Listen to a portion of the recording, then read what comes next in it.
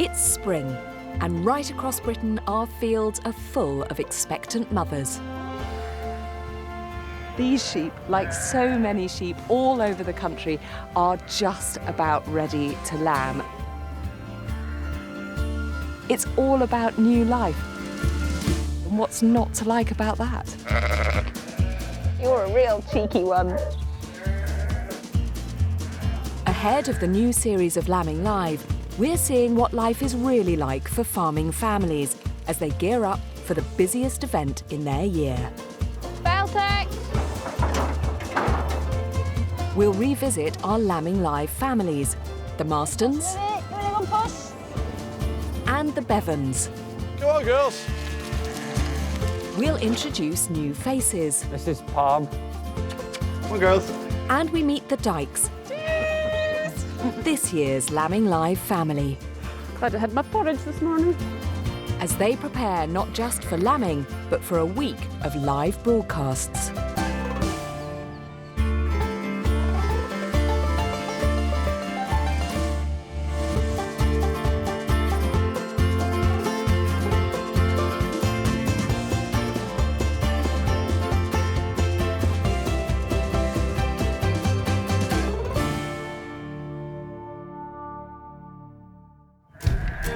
Four years ago, I knew very little about farming or sheep, but all that changed when I started filming Lambing Live. One September morning, farmer Jim Bevan took me on the strangest first date of my life. The most important thing about a tap is you want two good balls. Is a girl allowed to do this? It was an eye-opening introduction to the world of sheep farming. And I couldn't get enough, soaking up everything that our two Lambing Live families, the Bevans and the Marstons, could teach me. Oh, missed it! One memorable morning, I delivered my first lamb. I was hooked. Suddenly, I knew this was the lifestyle for me.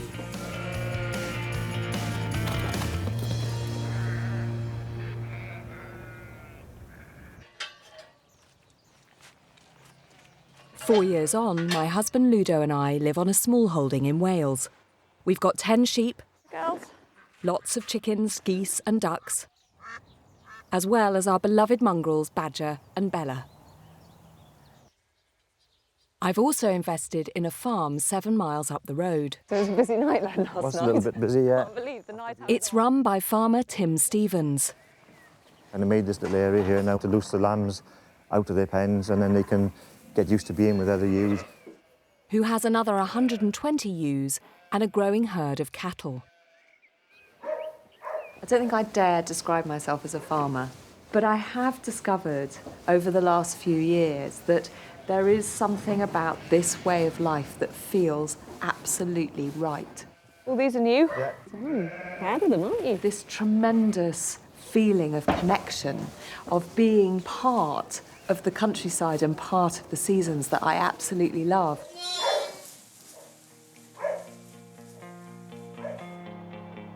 Living by these ancient rhythms, many farming families feel a deep connection to the land they've farmed for generations. And the stock they care for, day in and day out. The Cumbrian Fells are home to one of these families that were featured in our 2011 series of Lambing Live, the Marstons. I'm Andrew Marston, and that's my dad, and my mum, Donald and Christine. I'm Rachel and I'm Andrew's wife, and these are our girls. We've got Catherine, Abigail and Olivia. This family's connection to this corner of Cumbria goes back 4 generations to 1911. Andrew's love of his farm began at birth. I've lived here all my life. As children, we got up to all sorts of mischief, running up and down trees, making tree houses. There's always loads to do. Sledging was great fun. There are always really big hills around here to sledge on. It's just walking to the top that was the trouble. Yeah, just really a lot of happy times. Andrew's father, Donald, works alongside the rest of the family. And the children begin farming early. When the kids are born and they come back home, then that's when they're introduced to farming. I can remember running around the lambing fields chasing sheep with Catherine in a pouch going like this and thinking, oh, this is good fun. Mummy, I don't like... What don't you like?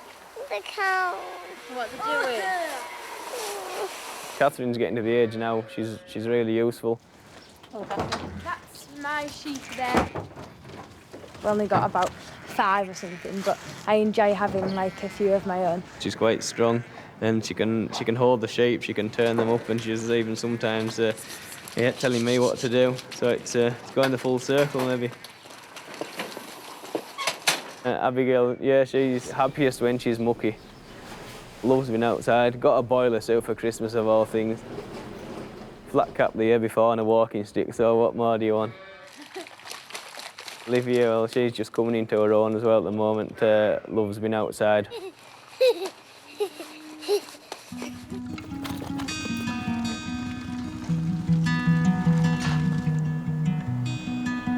The Marstons live side by side with a flock of 1,000 sheep. These tough Swaledales live out on the high hill ground of the fell year-round, even when pregnant.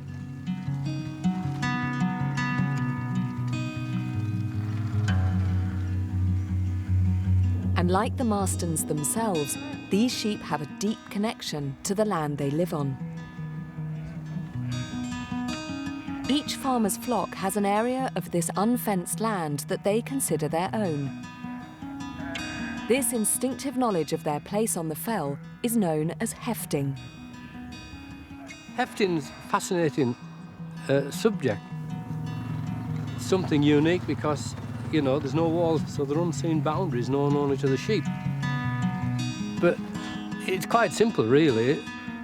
A lamb goes onto the fell with its mother, so the following year, when it goes up onto the fell, it'll think, this was my plot of ground last year, it's my plot of ground this year. And then the following year, it takes its lambs, or lamb, with it, and so it goes on for generation and generation. Come on then. Like their sheep, the Marstons are also hefted to this fell. It's passing your knowledge down from generation to generation, so I suppose we're taking the sheep up and they teach their lambs, and we're taking our children up, and so in that we're teaching them, I suppose. We're nearly there.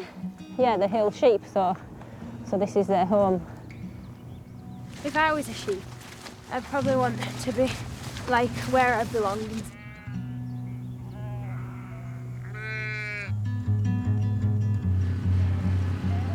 This is my favourite place on the farm. Couldn't be anywhere better, really, I don't think.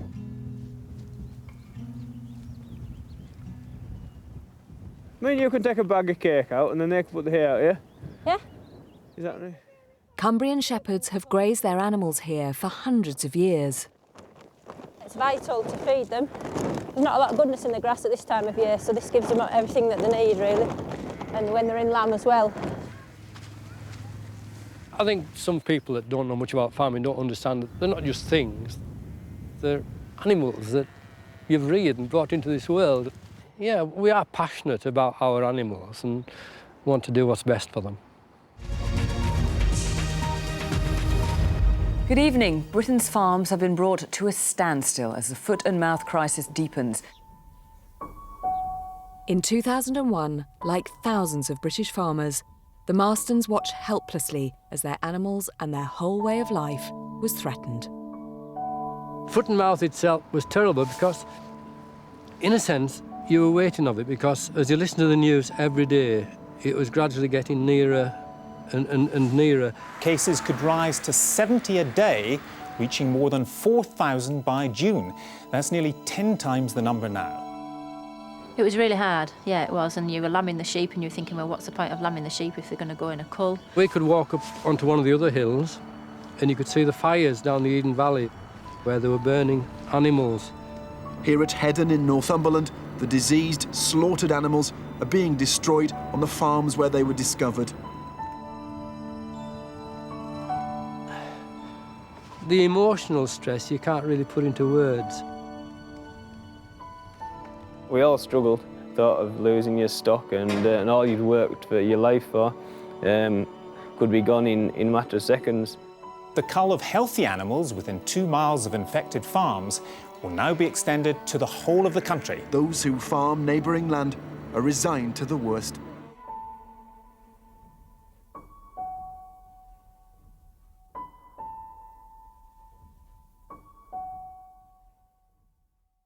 Eventually, in about September, I think we did actually get foot and mouth. And they said if we would allow some of our animals to be slaughtered, then they wouldn't go with the whole farm. 4 o'clock this afternoon they came and slaughtered them. It was really hard losing your stock that you'd bred up for years. And I think particularly for Donald and Andrew.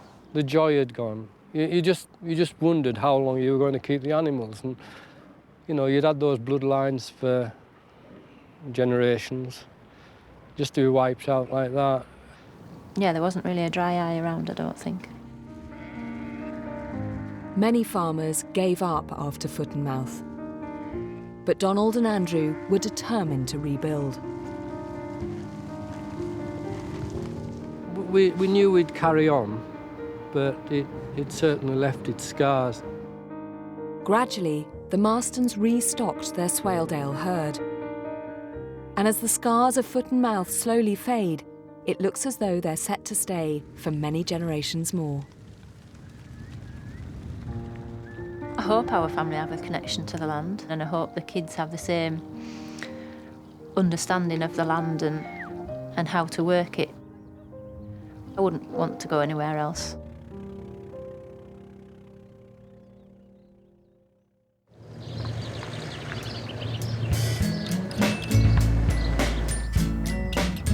The passion and the joy the Marstons take in their land and their animals motivated me to start my own flock. Back in 2011, my husband Ludo and I decided we were ready to take the plunge and buy our first sheep. Welcome to London Marathon. Hi, Lovely Kate. to see you. Yes. Thank you very much for seeing us today. Come on, mate. So then here. Oh, yes. Yes, here they are. Oh. So on a sunny day in July, we went sheep shopping with Peter Beale. Peter breeds badger-face Welsh Mountain sheep. These are small sheep, not too heavy for me to handle, and ideally suited to the hilly landscape of my Welsh smallholding. He agreed to sell us 6 of his flock. It's going to be so difficult to choose. Did you want to sell all 23? Yes, the price was right. So we're trying to get them into the bottom pen. Yeah. Good girls. Always one. Where are you going? That Go way. on. Go on. Right. There you go. This is where we can get up close and personal. Peter has a keen eye for a good sheep. Steady, steady, steady. OK, well, what we're looking for, Kate, is fairly small ears. And a good way of doing that is to hold the 2 ears. Like a handlebars? Absolutely. And make sure that it doesn't protrude. OK. Right. Her ears are definitely sticking out. Yeah, well... So she should be a rejected one. I'm sorry. OK. Then we need a nice black stripe or a pipe down the front, right from underneath, right down, along the belly, and then down the tail, but not to the very end. Lovely brown belly. Yeah, no grey whatsoever. Yeah, That's OK. right. Okay, so that's what we're looking for. These exacting standards only really matter in the show ring, but I wanted to start my flock with some high-quality animals. She's got nice little ears, look at those. OK. Look at the tail. Ah, now look, see? Oh, a bit of black in there. Yeah, wouldn't advise that one. OK. Yeah. OK. It's quite difficult, this, isn't it? It's like sort of Miss World for sheep. All right, all right. Although not all the sheep wanted to take part in our beauty pageant. It's not me, it's the sheep. I think we'll try you. What do you think? Shall we Can we separate off the ones we've shortlisted? We picked out our favourites. Doing a wonderful job, Kate. And these 6 sheep, our very first, will always be special to us. Go on, girl. That's it. That's brilliant, Peter. Thank you very, very much. I think you've chosen well. But I was still a novice shepherdess. So once I'd got them home, I called in some expert help from my first Lambing Live mentor, Jim Bevan. They are pretty, aren't they? Do you approve? Yeah, all right, don't they? My ewes were looking a little woolly. They needed shearing, and I wasn't about to try this on my own. They are light. Jim talked us through the theory. Grip through. This is why you Step can over. see that all shearers have Step really through. bad backs. It's like Strictly Come Shearing. Oh, yeah. Down the leg. It looked pretty easy. Through. I mean, how hard can it be? And then And she's done. you're finished. I'm quite nervous now. That's fine. Come with me, lady. You're the wrong way Which around. way? That way, something. All right, got there. Step through. Ah! Next one now. Hang on, Kate. Whoa, we lost it. Good blow. Doing well in a coat, girl. There we are.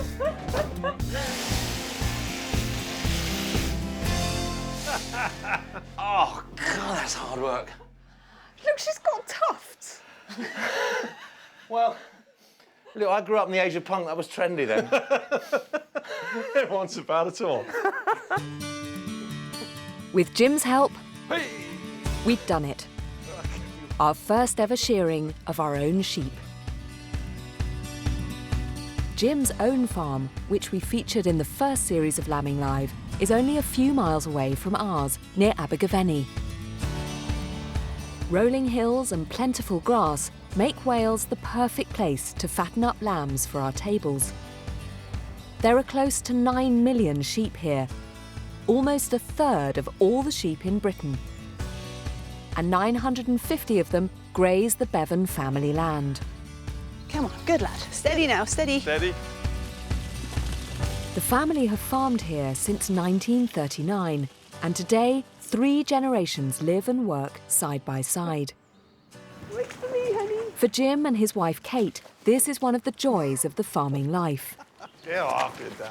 Okay. You have to have a very strong relationship, to be honest. Otherwise, working together, living together, doing everything together, it'd be very hard. I love working with Jim. We've worked closely together for 24 years and I think our relationship is pretty strong. But unlike many farmers' wives, Kate wasn't brought up on a farm. She's had to learn the skills needed to keep everything running smoothly. You don't understand multitasking until you become a farmer's wife. So you could be getting the kids ready for school at the same time sorting the breakfast. You can always put another sausage on there. Running out to the sheep shed, you could be doing the lambing, obviously accounts, paperwork, and you've got to be an unpaid farm help. So we're going to move the electric fence that way. You've got to be a mind reader. You've got to know what your husband means with all his grunts and noises, which doesn't actually make any sense, but he expects you to know exactly where to be at the right time. I think Jim's plan A was maybe pick up, because obviously we've unhitched all the electric fence now, and move it in one go. But it's going to end up in a tangled mess. Okay, isn't it going to get like... Hang on. She's got to be a bit telepathetic sometimes when I'm telling her to do things, and she's going, "What do you want?" Jim, it's getting tangled back there, love. Hang on. I know what I want, but it just takes a bit of getting through sometimes. I got a picture of you in it. Hang on. He's in a bit of a tangle.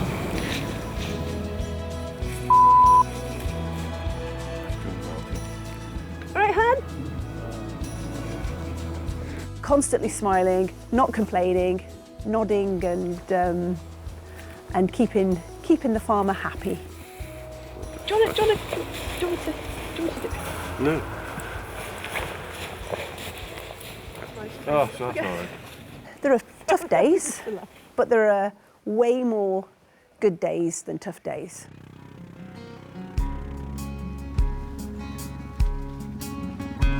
Lately, the farmer's common enemy has given Jim and Kate some difficult days. It's all to do with the weather and the seasons, how you feel as well. A year can be a total success or a total failure because of the weather.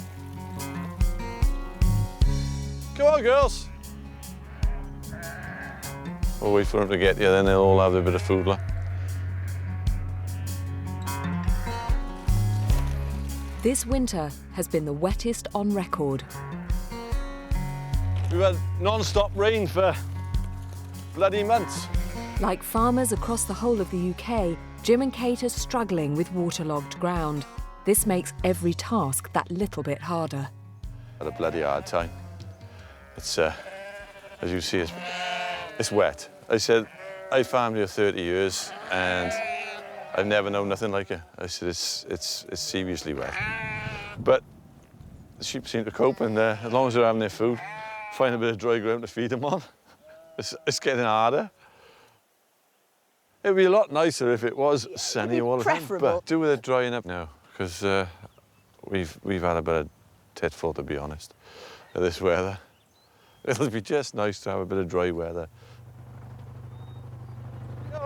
At the moment it's dark, grey, miserable blooming weather at the moment, but you know spring is just around the corner, and when that comes you're going to have Dr. Green back out there in the fields, and all be the better.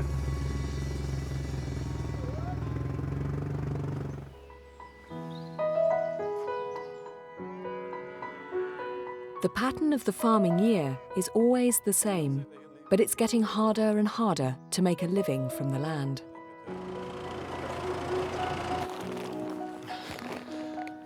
No, you'd never farm to be rich, to be honest. Like, if you didn't love it, you wouldn't do it. Like, because the financial reward isn't there at the end, to be honest. Like many farming families, the Bevans have diversified in order to bring in extra income. The long-established family butcher's shop has been joined by a country skills school. Oh, could you be my pelvis? Would you mind? I'm sorry, might be easier. There we go. So there's the head. Is that the right way around? Yeah. Today, Jim and Kate are demonstrating lambing techniques to wannabe farmers and smallholders. The head back in. Go over the top of the head. All right. We had a girl come on a first lambing course, and she wouldn't leave. And I said, well, what's wrong? She said, well, I'm going to lamb you. If you've got one leg back, then that can cause a problem. It's on my bucket list, she said. So she said, I said, bucket list, what the bloody hell's that? Like, and she said, it's one of the things I want to do before I die. I thought, oh, Christ, it's marvellous.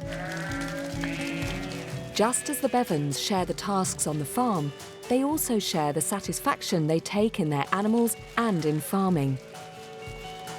I'm very proud of what we produce on the farm, and when you've got a pen of lambs, you think, I produced them, and it is a nice feeling, to be honest, to know that you're producing lambs to the best quality you can, and people appreciate it.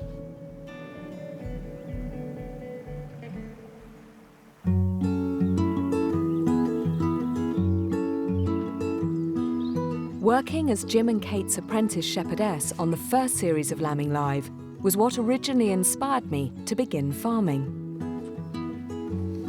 Now I've got my own land. The routine, the daily tasks that have to be done, is something I've come to love. It doesn't matter what the weather's doing, what day it is. This is the way it has to start, with feeding and checking the animals. It's funny, I think I've never been a person who's had much of a routine. I just love the rhythm of it. There's always muck that needs dealing with in one form or another. Perhaps it's become a bit of a joke with Ludo, my husband, and Tim up at the farm, that if there's ever any mucking out to do, I'm their girl. Alongside the daily routines of farming comes a strict yearly timetable.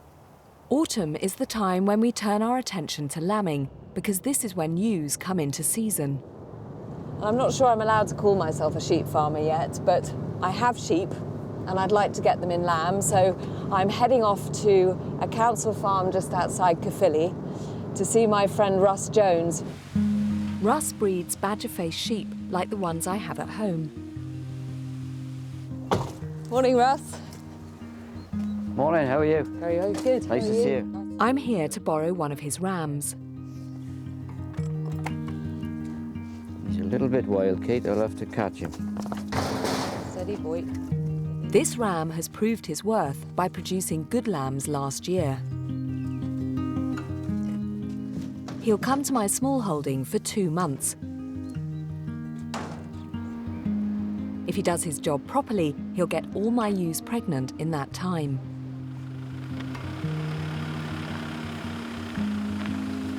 Good boy. There you go. He doesn't waste a moment. Wow, like bees to the honey pot. It's a perfect day for romance, isn't it? I love this moment. I love the kind of the sussing of each other out. As you can see, he's definitely interested in them. And so he should be, they're beautiful. Now, I just need to wait for nature to take its course.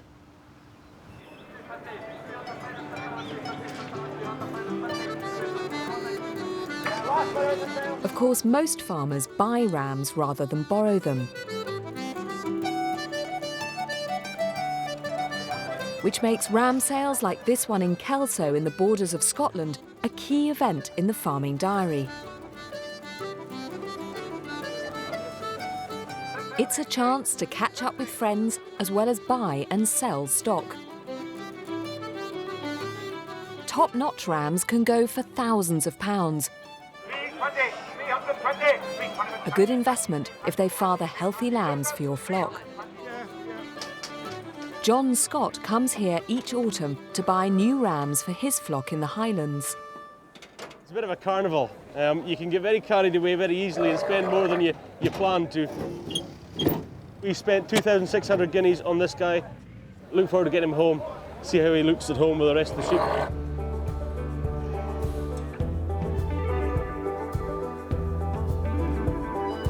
John's ancestors moved to the north of Scotland in the 18th century to act as shepherds, and they've been here ever since. Generation after generation of farmers.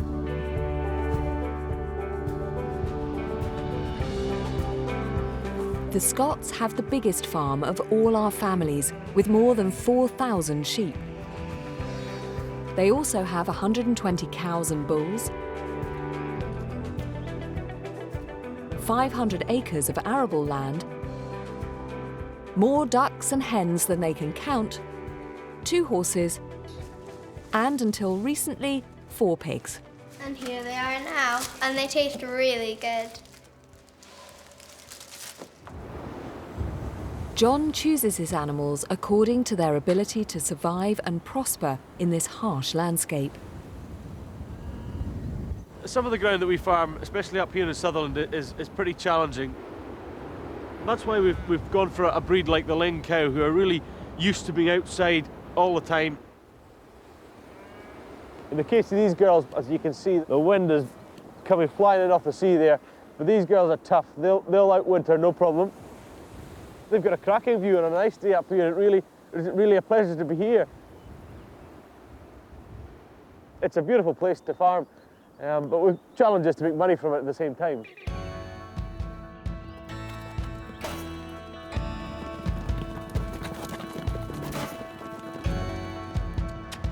Come on, girls. John is the 4th generation of Scots to farm here, something that came as no surprise to his dad, James. I always knew John would follow me into farming. He was out on the farm whenever he could. There was no way he was not going to farm. Like lots of farming children, he took an interest in stock from an early age. When I was probably 6 or 7, to start to be actually of a little bit of use. I would be out with Dad in the pickup from a lot younger age than that, like James was. He started to come out when he was age 2 and started to recognise cows and bulls and pick up their names. Beltex! weaning off my sheep, which are the Beltecs, which are the ones on the right-hand side. Probably had my old Jacob sheep when I was around about 10, I think, and we used to take them to local shows.